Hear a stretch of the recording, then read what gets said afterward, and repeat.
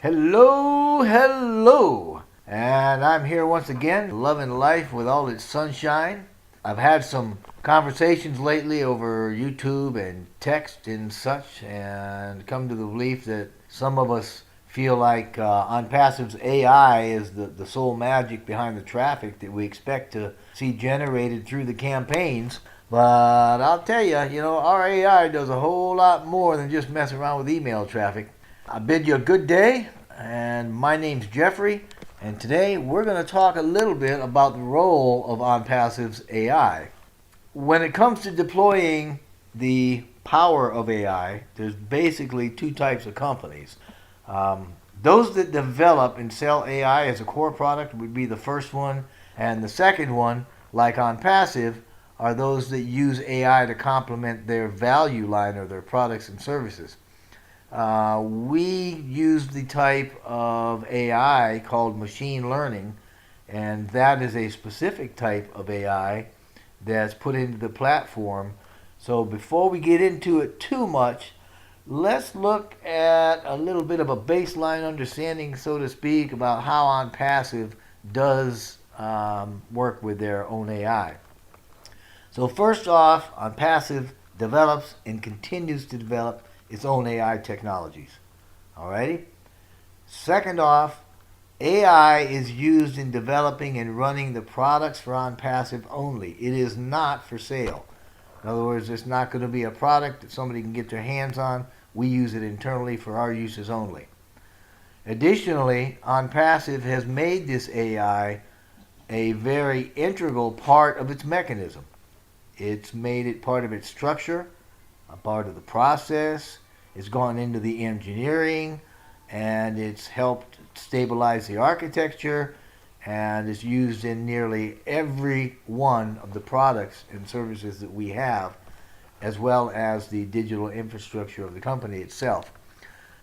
OnPassive has also created these technologies 100% from scratch. We don't use any third-party or second-hand material in anything that we do, and that means that OnPassive is totally organic, exclusive, and proprietary. Okay, machine learning is an application of artificial intelligence that actually provides systems with an ability to automatically learn and improve from experience without being explicitly programmed. In other words, it focuses on the development of computer programs that can access data and use it to learn for themselves. That's what it is. Some people call this deep learning. Deep learning is technically the same as machine learning in that it functions in the same way. It just has different capabilities. The main difference between the two is that machine learning models become progressively better, even though they may still need some guidance. So this is the application of AI OnPassive is using, because it can tackle extremely large data sets and analyze them then to give us or expose or reveal patterns, trends, and associations and such. And it's especially useful as it relates to human behavior and interactions. So AI is about making computers smarter by allowing them to learn and to use their real power, which is actually analyzing big data. Because of that power, AI is actively used by OnPassive to enhance and transform customer-facing services by increasing efficiency and optimizing the user experience. And when we refer to customer-facing, we're talking about interacting personally with a customer or user. When machines are programmed to function like the human brain, they learn to do things that humans can do. And OnPassive uses this particular type of AI so to automate the work that's normally done by humans. In other words, one of the things that OnPassive software does is to automate the stuff that is usually done by the people that are sitting at the workstations or the laptops or some sort of a user interface there at OnPassive. And through AI, OnPassive's automation can be done in a mass scale with very large numbers and at a speed that's a whole lot faster than anything else that's available. Technically, Every facet of ONPASSIVE uses or has machine learning attributes operating within it to some extent. As ONPASSIVE grows and our ecosystem continues to evolve and mature, then we're going to have a greater and greater need for this type of technology too. So it's going to end up growing and augmenting greater amounts of work that normally are done by people. So life is good. At ONPASSIVE, the machines or the computers, they're actually told what to do through programming. In other words, the coders, the text that write the code, they tell the program what the objectives are and they give it rules to follow in meeting those objectives. Much like the Google programmers did with AlphaGo. You remember AlphaGo? That was the AI that we spoke about in the Game State series. Well, we tell these programs these things through coding, through software, and the information technology within the service so that it can predict or reveal trends and such on behalf of consumers and obviously on behalf of ONPASSIVE. But this is the part of ONPASSIVE its buyers and resellers aren't likely to ever know about or hear about simply because it's pre-designed.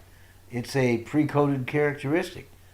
It exists beneath the user interface and just renders, particular predictions based on data and rules that are provided to it as a result of the human programming it or as a result of data acquired through its self-learning capabilities. So whatever the case, its algorithms are fueled by the data it's been given and is collected and then used to automate different functionalities so it can work toward a predicted or acceptable or a wanted outcome for its user or for the company. As used here, algorithms are simply a set of processes or processes, sets of rules that are supposed to be followed in calculations and other problem-solving operations, especially by a computer, to anticipate and render predictable offers or outcomes. ONPASSIVE also uses what's called natural language processing, NLP.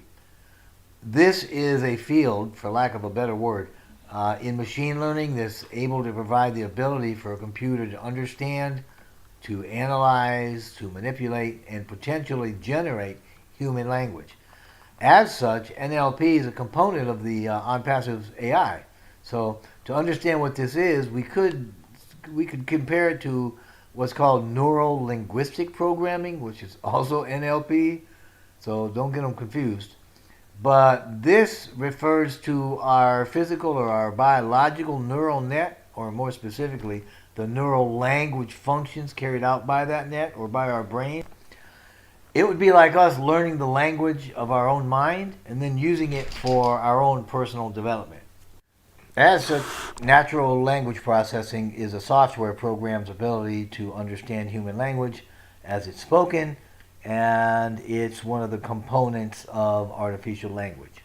As an example of ONPASSIVE's AI use, if a user makes a request to change their finance data or components of ID identification, there are measures in place within the program that are part of its pre-coded software. These measures require certain actions be taken by the software to make sure that they not only complete the security of the information, but that the security of every component of action related to that information is also kept. And the coding for this stuff is very tedious and time consuming and takes a long time. AI is not something you can just whip out in a single day. So without going too deep, these types of technologies are developed for verifying identifications or identities, things like digital and video signatures and other components of user information. For instance, when somebody logs into the system, a type of AI-enhanced coding is going to kick in using various mechanisms to verify the information, the user's identity, and many other things that concern the login as well as the actual activity of the person that is logging in. And this is to say that there's routines that are run strictly through the software programming without human interaction or involvement that can learn about the behavior and interact accordingly with it. This just means that there's steps immediately taken at the point of login and taken every step of the way to secure the information and to verify the user, who they are, what they're doing, that sort of stuff. And again, this is to say that the machine intelligence recognizes the activities that are being done or performed by the user. It knows exactly where the person is in the program, exactly what the program is doing, what the person is doing.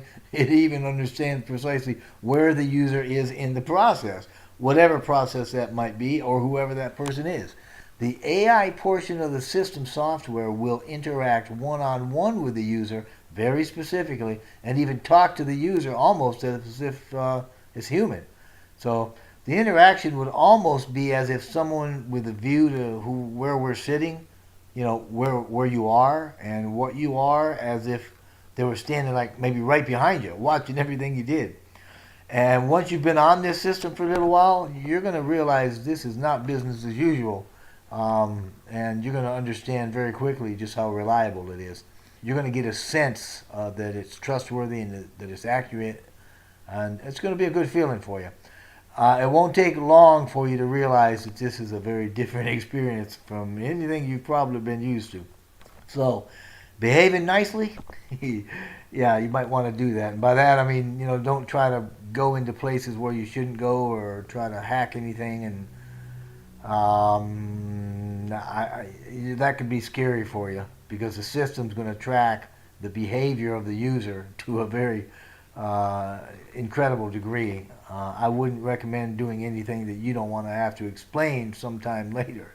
So anyway, it's going to know who you are, where you are, what your language is, what the programs are that you are in, how far into them you are. It's going to snag some DNA from you. No, I'm kidding. It ain't going to do anything like that. But it's going to be able to record just about every keystroke that you've ever applied, and it's going to know a whole lot more about you and what you are doing than you think. So, hey, I'm just saying, it ain't going to hurt you to respect the tech, okay? Now, as we gain momentum going into the end of ONPASSIVE's pre-launch phase, in my opinion, and the end of an era, then one of the last things we're going to experience before launch is the effect of the marketing campaigns on our teams. Understandably, there's a lot of us that are anxious to know, just what sort of numbers we can expect from that. In actuality, I mean, nobody really knows for sure.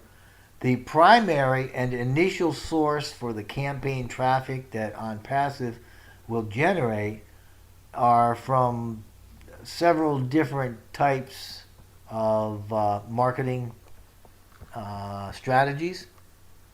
And I think it'd probably be a good idea for us to go through some of these, like one at a time, so we can get a better understanding of the broadness of its range. Okay, the first traffic source would be from paid sources. This type of traffic is what we get when a visitor comes from a paid advertising campaign. The most popular form of this would be pay-per-click, and there's also others that include banners, adverts, pop-ups, and even video ads. We also use SEO targeted traffic. SEO simply means search engine optimization. This is a process of optimizing a website so that we can get organic or unpaid traffic from search engine results. After getting results, a targeted email is then sent to personalized messages, and they go to a particular segment of the mailing list. These emails are highly customized, and they can deliver relevant offers with value to our subscribers. We also use email marketing. This allows us to send personalized messages or ads based on previous sales and purchases. These are from customers that we've already done business with, and the chances are a lot greater of conversion with this. This kind of marketing lets us actually speak with customers more intimately and personalized than would normally be available or possible through other marketing channels. It also helps us increase brand awareness, which is huge, by getting our messages into the inboxes of these potential customers. We also do video marketing. And this is a forward-facing marketing strategy that integrates video into the campaigns. This can be used from everything from building customer rapport to promoting brands, services, and products. Customers, as you could probably attest, really like this because it's easy to digest. It can be kind of entertaining, and it's a lot more engaging than other types of marketing.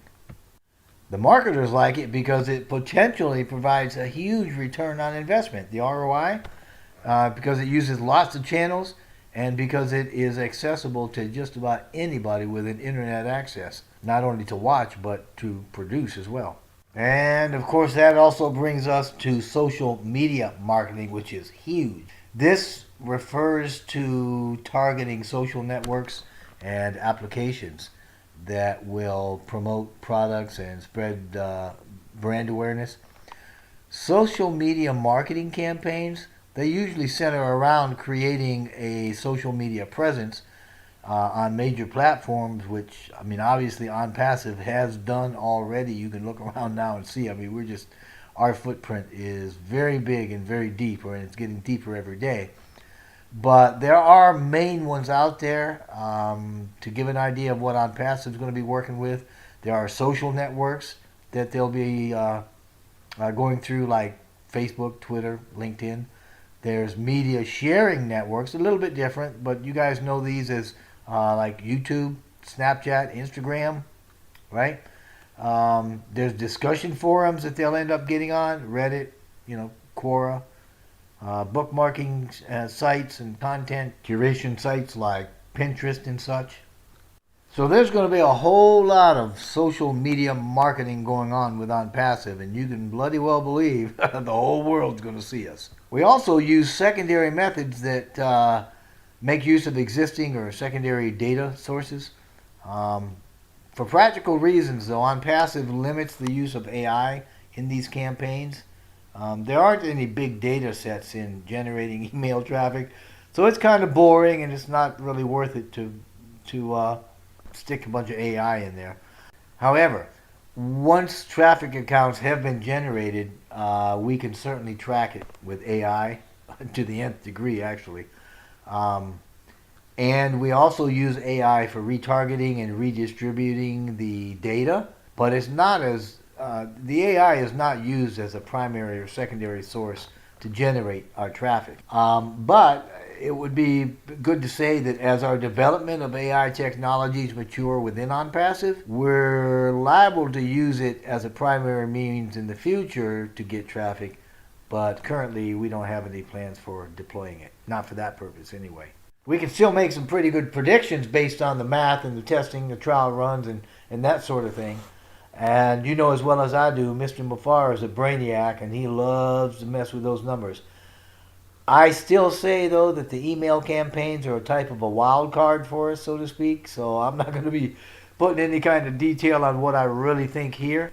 It would all be mere speculation. But I will say that I personally think the early adapters, once these campaigns go out, they're going to jump on board immediately, hard and fast. This is to say, I think the first couple of days we're going to go gangbusters. Then we're going to hit a little bit of a lull while people are reacting and trying to figure things out. And then we're going to go gangbusters after that. At a bare minimum, I fully expect to hit unicorn status by launch date. But it really wouldn't surprise me to see our numbers double or triple either. Yeah, I got to be careful with those wild cards. They'll warp my brain out. Anyway, OnPassive's getting a whole lot bigger and smarter every day. I mean, that's the bottom line. And if you haven't looked into OnPassive's evolution, then you're simply not going to understand what it is or what its capabilities are. You're not going to be able to grasp its scope. Fortunately, we won't need to know much about the internal working of it. Most of us will be able to enjoy the little black box theory, which I say is just being able to say I don't care how it works or why it works, as long as it works. So, yeah, OnPassive is all done for you. If you're not a founder, I would certainly recommend you becoming one immediately. But get signed up first and then go listen to a video that's out there on my site called The OnPassive Founder. And that'll tell you exactly why you should be a founder. Then visit your GoFounders back office to view the recorded webinars. Download a lot of marketing stuff. You can communicate with the other founders on the social media platform back there. And you can also go see what new things show up on the Leadership Council tab. But I want to make sure, too, that you get an invite.